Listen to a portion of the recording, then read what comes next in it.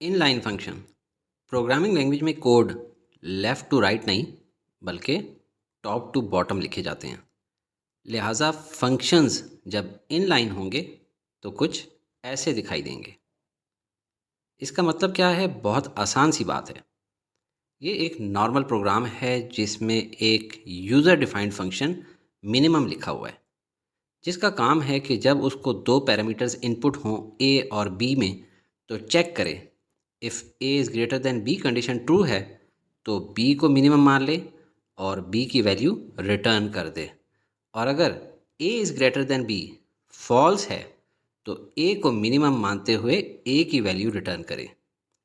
इसके बाद main function लिखा हुआ है जिसमें दो बार मिनिमम फंक्शन को कॉल किया गया है।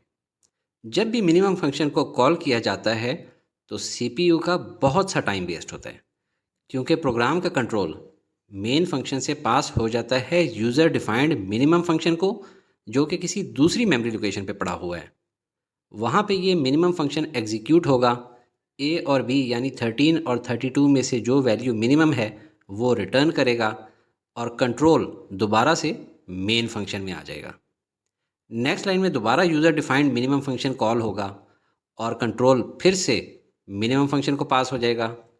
ये बार बार कंट्रोल पास करना और रिटर्न करना सीपीयू टाइम की वेस्टेज का सबब बनता है, खुसूसन तब जबकि यूज़र डिफाइंड फंक्शन हो भी बहुत छोटा सा, जैसे यहाँ पे सिर्फ एक लाइन का कोड है। इसी टाइम वेस्टेज के मसले को हल किया है इनलाइन फंक्शन ने। इनलाइन फंक्शन को समझने के लिए प्रोग्राम के कोड का फॉन्ट साइज थोड़ा छोटा करके लिख लेते हैं। अब हमने अपने इस यूज़र डिफाइंड फंक्शन को इनलाइन फंक्शन बनाना है, जो कि बहुत ही आसान है। सिंपली इसके रिटर्न टाइप से पहले लफ्ज़ इनलाइन लिख देना है, जो कि कंपाइलर को ये रिक्वेस्ट करता है कि फंक्शन को इनलाइन ट्रीट करे और अगेन एंड अगेन जंप ना करे। तो कंपाइलर क्या करेगा?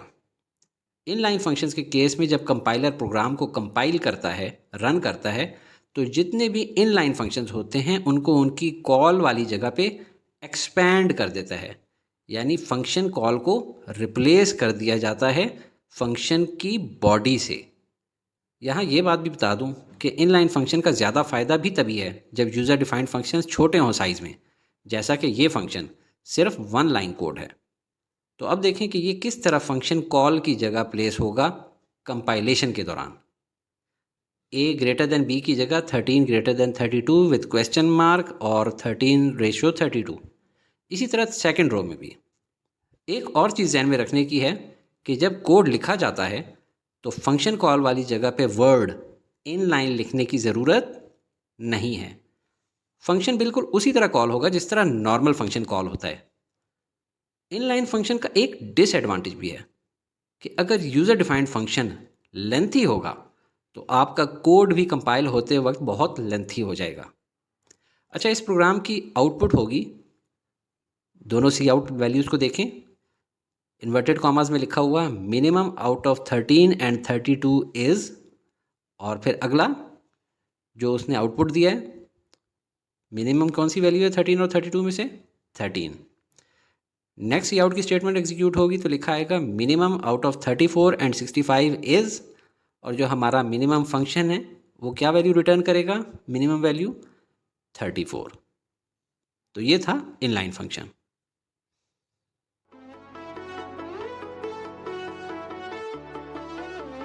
Study with me, a learning experience.